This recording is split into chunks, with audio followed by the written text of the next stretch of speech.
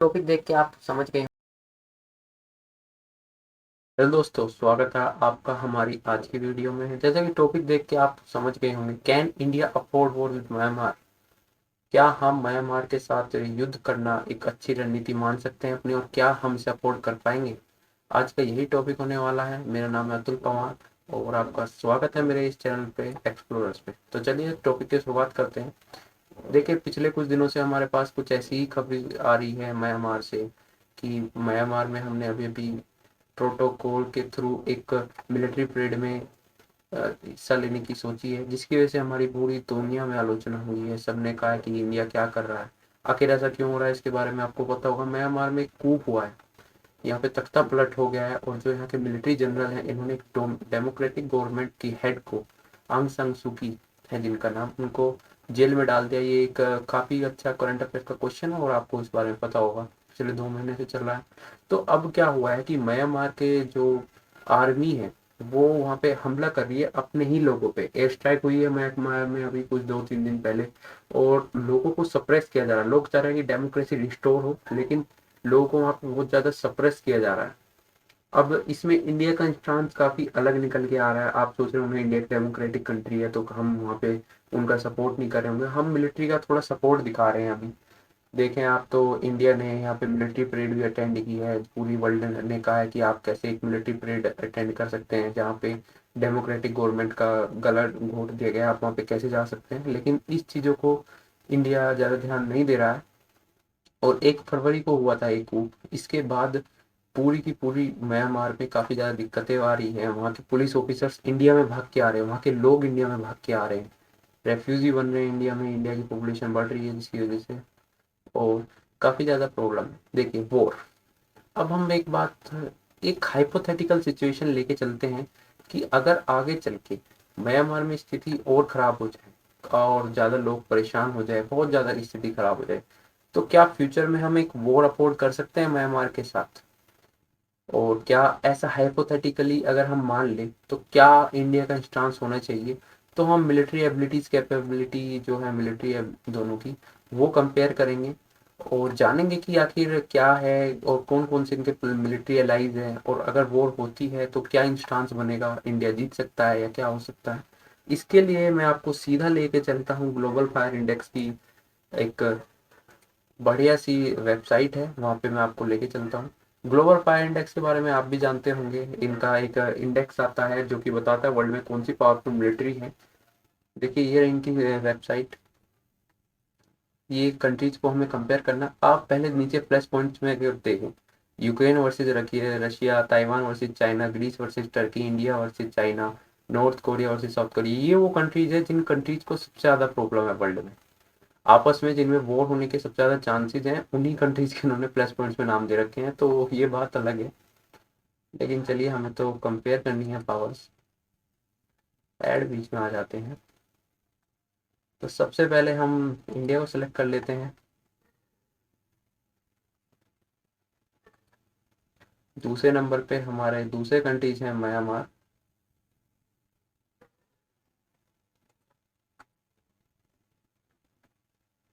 और ये देखिए, अब हमारी रैंक 4 आई है। इन सब कंट्रीज के बीच में हमारी रैंक 4 है। म्यांमार की रैंक 38 है। वर्ल्ड की हमारी सबसे बेहतरीन 4th नंबर की मिलिट्री है।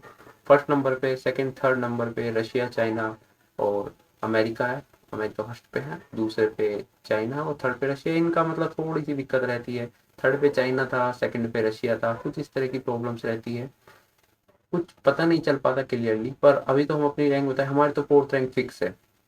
म्यांमार की 38 रैंक है। बहुत बड़ा डिफरेंस नजर आता है। Man power. अब मैं आपको एक चीज पहले बता दूं कि मैं यहाँ पे नेवल पावर यूज का कंपैरिजन नहीं देखूंगा, एयर पावर का कंपैरिजन नहीं देखूंगा, मैं सीधा लैंड पावर का कंपैरिजन देखूंगा। क्यों? इसके लिए आपको एक बार म्यांमार का ज्योग्राफी देखनी होगी। म्यांमार हमारा एक क्लोजेस्ट नेबर है। हमारा देखिए, हमारे नागालैंड, मणिपुर जो हमारे ट्राइबल स्टेट्स हैं, उनके साथ इसकी बाउंड्री नॉर्थ ईस्टर्न स्टेट्स के साथ बाउंड्री शेयर करती है। और हल्की सी बाउंड्री, देखिए कितनी छोटी सी बाउंड्री इधर ईस्ट में बांग्लादेश के साथ है, बाकी इतनी बड़ी बाउंड्री इसकी हमारे साथ है।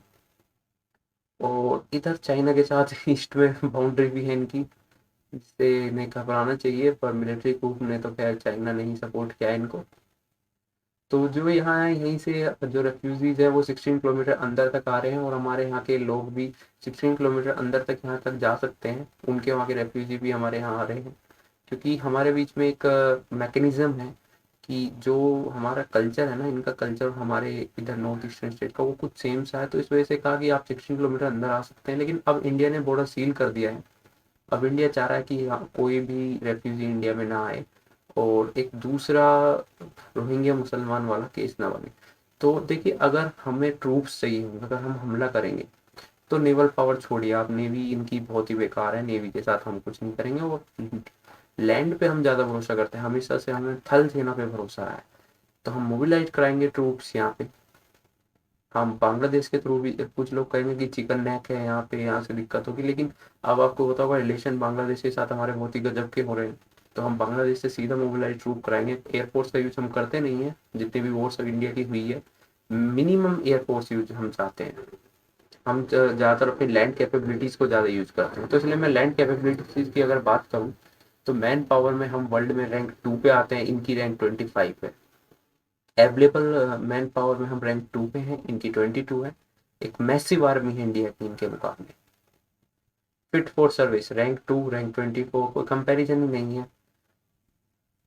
एक्टिव पर्सनल रैंक 2, रैंक 12, इनका है इंप्रेसिव। देखिए रैंक कितनी ज़्यादा इंप्रूव हुई, लेकिन अब देखिए ना आप, रिजर्व 6 नंबर पे है, इनके रिजर्व 0। मतलब वॉर के बीच में अगर हमें रिजर्व ट्रूप्स की भी जरूरत पड़ी तो हमारे पास बहुत रिजर्व ट्रूप्स है, इनके पास वो फैसिलिटी अवेलेबल नहीं है। खैर इस चीज़ को तो आप छोड़िए। डिफेंस का बजट 97.36%, इनसे ज़्यादा है हमारा डिफेंस बजट। इस चीज़ का कोई कंपैरिजन कर सकता है? आगे तो कोई बात ही नहीं है। परचेजिंग पावर, वर्ल्ड के बेस्ट परचेजिंग पावर में हमारा नाम आता है, रैंक 3 है अभी, लेकिन हम रैंक 1 पे भी रहे हैं बहुत दिनों तक। एयर पावर का हम कोई कंपैरिजन कर ही नहीं रहे। तो देख सकते हैं आप, अगर मिलिट्री की बात करें, अगर आगे चल के हम मिलिट्री का में कुछ होता है, तो एक तरफा वॉर में हम जीतेंगे। अगर एक तरफा वॉर होती है तो हम जीतेंगे। पर उससे पहले एक इम्पोर्टेंट पॉइंट हमें जानना होगा, कुछ इम्पोर्टेंट बातें हमें जाननी होंगी, वो होंगे मिलिट्री एलाइज। अगर फेस टू फेस वॉर हुई तो क्लियरली इंडिया जीतता हुआ नजर आएगा आपको। पर जो हमारी फॉरेन रिलेशन है ना, इंटरनेशनल रिलेशन है, फॉरेन रिलेशन है, वो काफी ज्यादा कॉम्प्लेक्स है।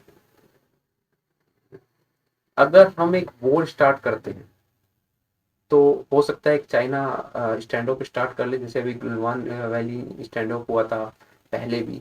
तो अगर हम वॉर स्टार्ट करते हैं, हम अपने ट्रूप मोबिलाइज करते हैं, और बांग्लादेश के थ्रू म्यांमार में, या फिर चिकन नेक के थ्रू म्यांमार में, तो प्रॉब्लम्स होगी।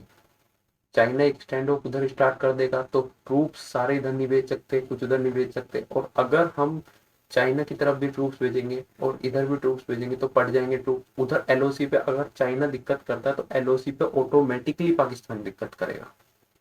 पाकिस्तान की फितरत है, अब वो बेटा बेटा वाला केस है हम दोनों का। तो ऐसा ही है वो, ये ऑटोमेटिकली दिक्कत करेगा। और अगर इंडिया किसी वॉर में बिजी होता है, तो पक्का ये चाइना की कुछ अंदर की क्वालिटीज है कि चाइना ऐसा कुछ हमारे साथ पक्का करेगा। तो मिलिट्री अलाइज के केस में अगर हम बात करें, तो हमारे साथ कौन कौन से कंट्रीज आ सकते हैं? यूएस। अगर डोनाल्ड ट्रंप की सरकार होती और ये क्वेश्चन आप मुझसे पूछते, तो मैं आपको सीधा कहता कि यूएस इंडिया की मदद करेगा और यहाँ एयरक्राफ्ट कैरियर ही नजर आएंगे सब जगह। लेकिन अब आ चुके हैं जो बिडेन, जिन्होंने पूरा का पूरा हिसाब ही बदल के रख दिया है। इंडिया को पूछ नहीं रहे हैं। क्वाड मीटिंग हुई है, क्वाड मीटिंग में इंडिया चुपचाप आ गया, चुपचाप अपना कहा कि हम अभी बात करेंगे एनवायरनमेंट के बारे में, हम अभी कोई मिलिट्री पैक्ट साइन नहीं करना चाहते। इस चीज़ के उन्होंने सिग्नल पूरे के पूरे इंडिया को दे दिए हैं, बल्कि बोल दिया उन्होंने सीधा सीधा। क्वाड मीटिंग, इंडिया सोचता था एक मिलिट्री पैक्ट हो जाए, एक नेटो बन जाए, पर इंडिया, ऑस्ट्रेलिया, जापान ये सब चुपचाप आराम से घर आए बिना कुछ करे।